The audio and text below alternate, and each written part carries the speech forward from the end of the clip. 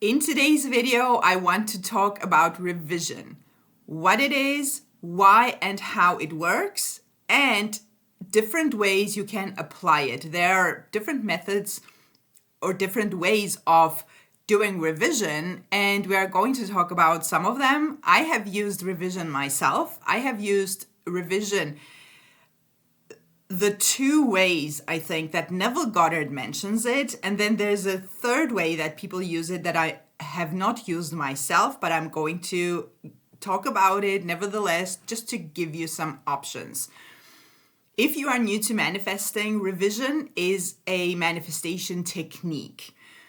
You might not have heard about it, not a lot of people talk about it, and not a lot of people really dare to dive into revision, but I hope that with this video I'm going to show you that it's just like any other technique. But there are situations rather than times where you might not want to use revision, and we will get to that also. Before I start, please make sure to subscribe to the channel and share it with people that you think might benefit from it, and help me spread this wonderful message that we are the only creators, manifestors of our reality, and that our experience in the 3D is entirely in our hands. And this channel is all about how to use our imagination in order to experience the situations in life, that in the 3D reality that we specifically choose and desire. So, and this is going to be another practical video about a seemingly maybe not so practical topic. So, revision. What revision is, when you revise as a manifestation technique, what you are revising is the past. So, first, I'm going to explain the technique, and then we're going to go into the rest. When you do revision, you consciously, on purpose, change a memory. An event that happened in the past that you have memory of, that is what you are changing. And why would you do this? This is something that we use not mostly. When we have memories of a past event that are negative and that have had or are still having negative impact on us.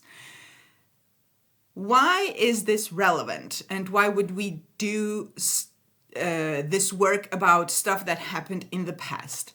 This and everything else in manifestation goes back to the very basics of manifestation, which is that your imagination creates your reality. And your imagination creates also your physical reality, because imagination in and of itself is already reality, and we could also say the only reality, because your physical circumstances, your physical situation, your physical life depends entirely on your imagination. But that's a topic for another video. So if your imagination creates and manifests your reality, your past as physical circumstances doesn't exist anymore, except in your mind. Your past only exists as memories in your mind. And whatever exists in your mind, that's imagination, which means that your memories from the past continuously create in the present and are going to create in the future. This is very similar to having an assumption that was created for you in your mind by you 30 years ago, is going to continuously manifest forever until you change it. Well, forever. Until you change it. There's no amount of time or anything else that is going to impact that assumption except you changing it, or you having a new experience that makes you feel certain things, experience certain emotions, that then changes the assumption. But unless something like that happens or you specifically change the assumption, it's going to stay. And the same goes for memories. So if you had a past event, this can be stuff from your childhood, from school years. This can be things from your past relationships. This can be stuff from your friendships. This can be something that happened 20, 50 years ago, or something that happened yesterday. It's still the same past, or a couple of hours ago. That event could have made you feel bad somehow, unloved, rejected, humiliated, whatever it may be, angry, anything that then has created some beliefs about yourself.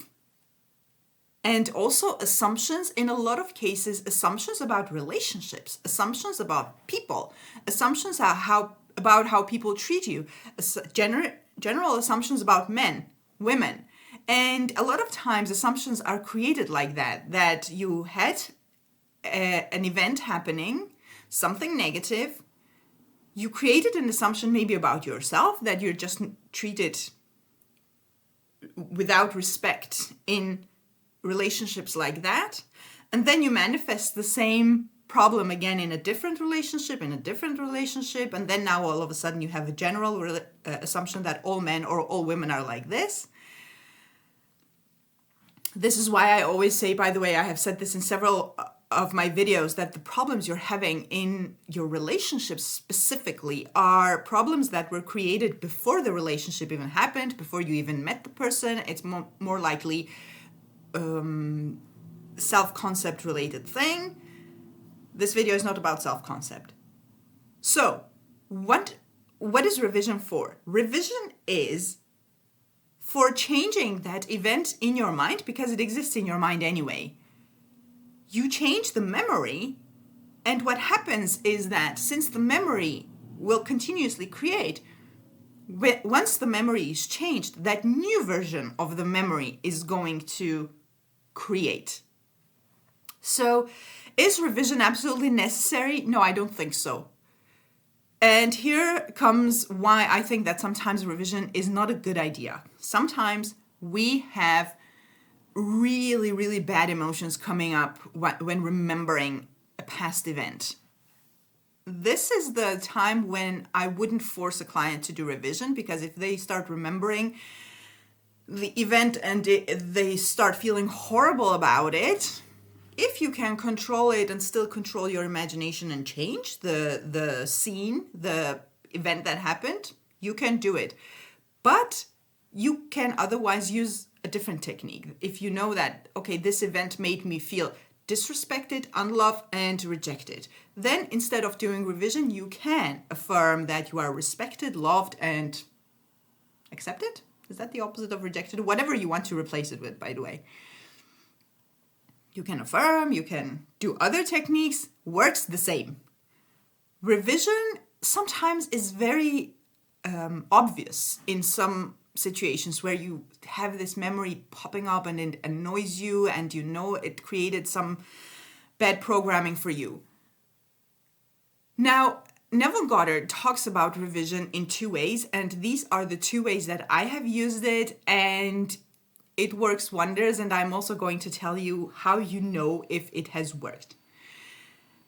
One of the ways that Neville talks about using revision is just like you use visualization. The visualization technique that Neville talks about, that you create a short scene and you loop it. I love that technique. It is so precise, it is so foolproof, and once you get the hang of it, it works wonders. Revision can be used the same way. So you take the part of that memory where it went wrong and you change it. For example, you got injured. You had a really bad, let's say, knee injury. You fell and you, oh God, I'm making up horrible stories, but let's say someone, not you, someone fell and broke their knee. Now, years later, they still having knee problems, in pain here and there, etc., etc. What the person would do with revision is go back to that scene, remember the part where they fell down, to change it. And now here there are no rules how you want to do it, but I would suggest, like, for example, a couple of things. Either you imagine the scene where you just didn't fall down. You continued running or walking or going up and down the stairs, whatever you or that person were doing. So you completely remove the part where the person fell down. Or you imagine falling down, getting back up, nothing happened, you continue your walk. What you do is you repeat that scene until it sinks in. Exactly like you do with visualization, exactly like you do with affirmations, you repeat that scene until your mind accepts that as what actually happened. Another situation where you could have used this scene is with SP situations. Someone broke up with you, or your person said something horrible to you that was hurtful, etc., etc. You go back to that scene, you imagine, you remember the scene exactly the way it happened, the place you were, the things you were wearing, everything exactly as it were. You just change what the person said to you. And again, this is the part where there are no rules. You change it to what you desire, exactly like you do with visualization or affirmations or inner conversations or all those other techniques. Your job is to continuously, on purpose, imagining the new version of that memory until it sinks in. The way you know if it has worked or not is, again, the exact same thing that happens when you visualize, and this is very, very obvious and clear when you visualize specific, or it is for me. When I use the visualization technique, when I loop one scene, at some point you feel that, oh, it's done. It feels like you truly experienced it. On one hand, you visualized it. It's not like you're being completely delusional here. You're doing a technique and you did it. But still, it feels like you've experienced it. With revision, you pay attention to how you remember the event during the day, for example, if you're doing this at night, or just in general, when you go about your day. Whenever you remember that event, which version comes up automatically? Whichever comes up automatically, that is what is there. So if the old version keeps popping up, you're not done. Continue doing it, because at some point, your mind will accept the new version of the memory, and that is the version that you will automatically remember when you remember the scene. And again, you did your revision technique. You remember, you do it. It's not like you forget and you magically shift realities and God knows what happens. There's no woo-woo here. You did the technique. It's just that your mind wants to remember the new version of it because it has been trained like that. It is trained like that. So you change the story in your mind. Now, the way it works is that whatever result that event had on your life, the result is going to change. So in the case of a knee injury, somehow your mind needs to bring you to the reality where the injury didn't happen. So, which means healing in this case. So, which means that it can happen in a billion different ways, just like any other manifestation and any other manifestation technique. So you could find a great doctor that heals your knee completely, or your body will start healing, or something else could happen that we can't even think about. The same with what happened with your SP. They're going to come back and act like they didn't never break up, or tell you that they regret what they said. Something needs to happen for your new version of the memory to be true today and tomorrow etc. And this is a wonderful technique. Another way that Neville Goddard suggests using revision is revising on the spot. This is a genius way of doing things. I have done it a lot, and this is specifically, or for me, it's especially easier with people. It's when you hear someone say something that you didn't want to hear. You get a bad news that you didn't want to hear. You have your SP say to you something that you didn't want to hear. As they are talking, in your mind, you're hearing them say something else. So it happens live. It happens in that moment. This can be self-concept related. People treating you in ways that you don't want to. So instead of reacting, this is where you need to be very aware that you are a manifester who is manifesting, who has manifested this unwanted reality, and now you're manifesting the wanted reality instead. So this requires that you are aware of that. And you revise life as it's happening. And you might need to do it again and again and again, then with this person, then with that person, with maybe it's the same treatment you were receiving from family members, whatever it is. Maybe it's something about your money. You open your bank account and you don't like what you see. No, you saw something else in that moment. It's always being aware, constantly being aware what you're seeing and what you want instead. That is revision on the spot. This works just the same. And it is very practical, and this is a wonderful, wonderful technique to do, because when you reject the 3D and create the new version of the same 3D right away, my experience is that that's the quickest way to make the 3D move in a different direction and change. It will still change even if you accepted it, you reacted badly, you spiraled down, you got yourself up and you started imagining again. It will still move. It's just that when you revise on the spot, it happens quicker. It happens without you having to spiral down and start over again. So this is a wonderful thing. Another way that I know that people use scripting, and I know that people have manifested with, did I say scripting? I meant to say revision, and that is with scripting.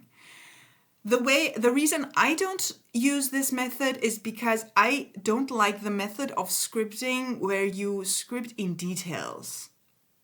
It works, it's just not my thing. Anyway, it doesn't matter why it's not my thing. I just don't like it. That's it. Not because it works less or it doesn't work. You script the story that happened the way that you wanted it to happen. So instead of imagining, you're just scripting. And it's the same process. Script the same new version of the story again and again. Do it every day. Do it several times a day. Do it however you script. It's the same thing, just a different tool. So let me know in the comments if this video maybe created new questions for you about revision. I think that revision is one of the most important things in manifestation that sort of scare people, but it doesn't have to be. See revision just like you see any other technique. It's just about having a story in your mind that you then change to a different story. Now, we do that a lot with fears that we create on our own. Now, this is with something that happened that you have memory of. The way it works, for me, it's exactly the same way that visualization works or inner conversations work, because with revision, you can revise a conversation that happened with a person. And that's it. Let me know in the comments if this has clarified revision for you, if you have tried revision, how you like to do it. And before I finish the video, I want to say that Neville Goddard also suggests that you could suggest to use revision every night before bed to revise your day to a day that you wanted to experience. If there have been things happening during the day that wasn't the best, you can go to sleep remembering your day differently. And by repeating this, again, also here, just like with visualization, repetition is key. Let's put it that way for the sake of this video, and give it a try. Don't let it, I don't know, scare you. It's just your imagination. Everything is in your imagination, so is revision. So I really hope that this was encouraging for you. And once again, subscribe to the channel and share it with people that you think might benefit from it, and see you in the next video.